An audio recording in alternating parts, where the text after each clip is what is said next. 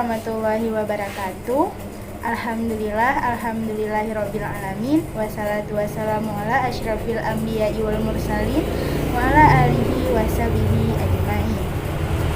Penghormatan kami kepada Ibu Lina Sunanda selaku dosen pembimbing pada mata kuliah Media Pembelajaran Bahasa Indonesia.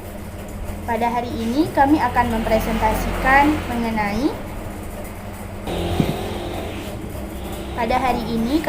menjelaskan mengenai media pembelajaran. Namun, sebelum itu izinkan kami untuk memperkenalkan diri. Perkenalkan, nama saya Nur Fadila. Perkenalkan, nama saya Putri Ananda Rizkina. Dan satu lagi rekan saya yang bernama Uswatun Hasanah. Baik teman-teman, belajar adalah suatu proses yang kompleks yang terjadi pada seseorang yang berlangsung sepanjang hidupnya. Nah, proses belajar ini terjadi karena adanya interaksi antara satu individu dengan lingkungannya. Nah, oleh karena itu belajar dapat dilakukan di mana saja dan kapan saja. Salah satu pertanda bahwa seseorang sudah belajar itu adalah adanya perubahan pada diri seorang itu, baik dari hal penambahnya ilmu pengetahuan, adanya keterampilan yang semakin meningkat, kemudian adanya perubahan sikap menjadi seorang pribadi yang lebih baik. Kemudian teman-teman, belajar yang sering kita ketahui adalah belajar di sekolah. Nah, belajar di sekolah itu ada interaksinya antara kita, seorang murid, dengan lingkungan sekolah. Nah, contoh lingkungannya itu seperti guru, teman-teman kita, materi pembelajaran seperti buku-buku, bahkan perpustakaan. Nah, kemudian semua hal yang berada di lingkungan sekolah itu membantu kita untuk semakin baik dalam proses belajar, untuk menjadi seorang individu yang lebih baik, yang lebih cerdas hari demi hari. Nah, sekarang kita bahas mengenai ilmu pengetahuan. Nah, ilmu pengetahuan dan teknologi itu berkembang dari zaman ke zaman, sehingga muncul yang sebutannya media pembelajaran.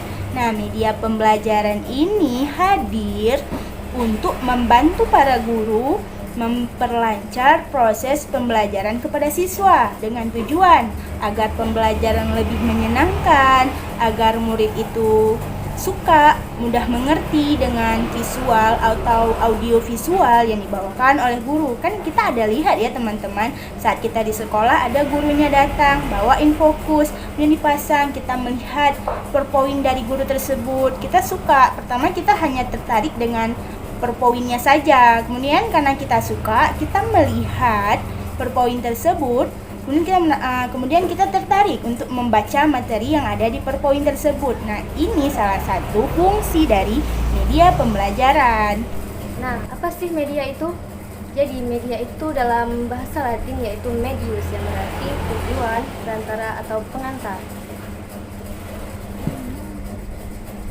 Media pembelajaran adalah salah satu cara yang digunakan dalam proses belajar mengajar. Kenapa hal ini digunakan?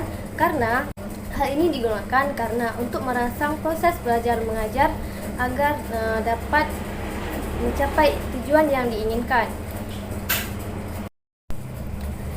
Nah, jadi dalam media pembelajaran terdapat ciri umum, yaitu media yang berupa perangkat keras seperti yang dapat dilihat, didengar, diraba, dan media pembelajaran juga menekankan pada visual dan audio, di mana seorang guru menggunakan itu agar proses belajar mengajar dapat tercapai seperti yang diinginkan.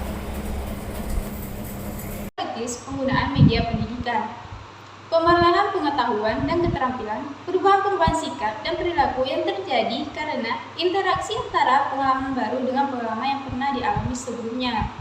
Menurut Brunner, pada tahun 1966 ada 3 tingkatan utama modus belajar, yaitu yang pertama pengalaman langsung, yang kedua pengalaman piktorial, dan yang ketiga adalah pengalaman abstrak. Ketiga tingkatan tersebut saling berinteraksi dalam upaya pemerolehan pengalaman yang baru. Salah satu gambaran yang paling banyak dijadikan acuan sebagai landasan teori penggunaan media dalam proses belajar adalah kerucut. Kerucut ini merupakan elaborasi yang rinci dari konsep tingkatan yang telah teruraikan sebelumnya. Dasar pengembangan kerucut ini bukanlah tingkat kesulitannya, melainkan tingkat keabstrakan jumlah dari jenis indera yang turut serta dalam penerimaan si pengajaran dan pesan.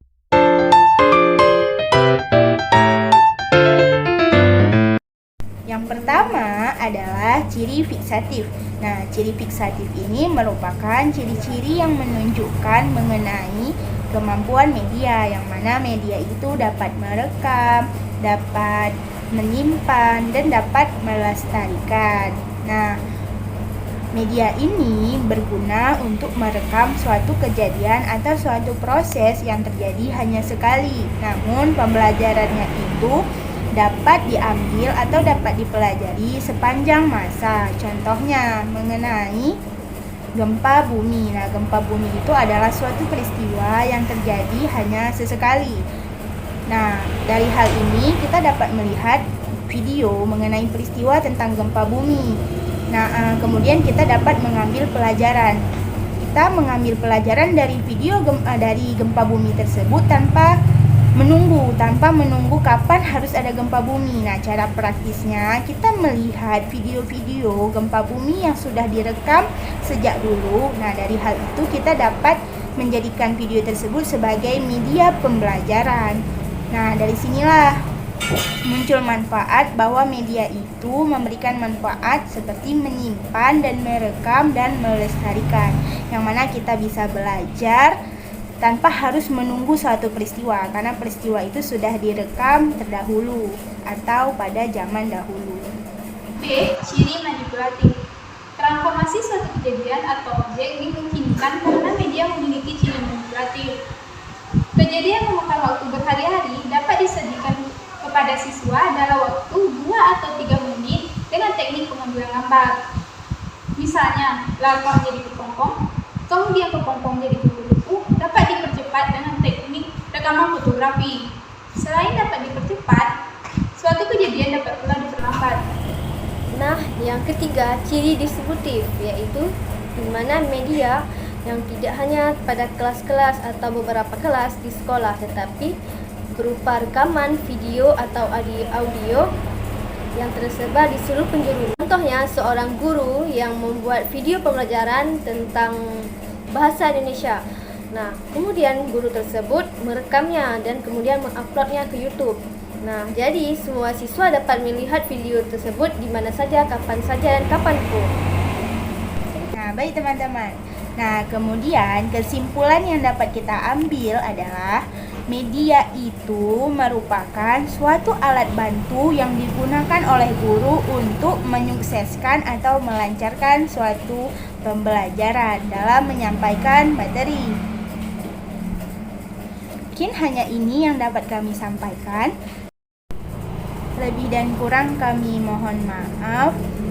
Wabillahi taufiq wal hidayah. Wassalamualaikum warahmatullahi wabarakatuh.